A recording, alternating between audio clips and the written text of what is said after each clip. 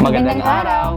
Narito na namang muli ang inyong mga kaibigang bumbero upang magbigay sa inyo ng mga paalala paano maiwasan ang sunog sa inyong mga tanggapan o opisina.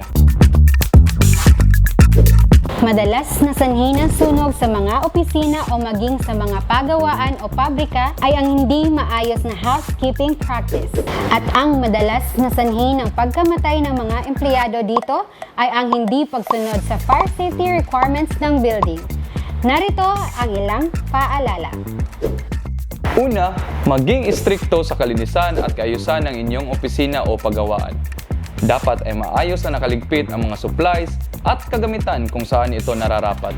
Ilayo sa anumang pwedeng maging sanhi ng spark ang mga bagay na madaling magliyab kagaya ng papel, tela o di kaya mga flammable liquids. Pangalawa, requirement sa batas ang pagkakaroon ng fire evacuation plan sa bawat silid at espasyong ginagamit ng mga empleyado.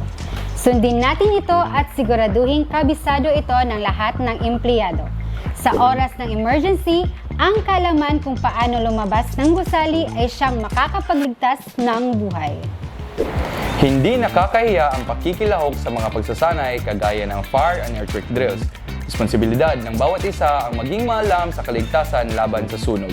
Tandaan, sa pag-iwas sa sunog, hindi ka nag-iisa.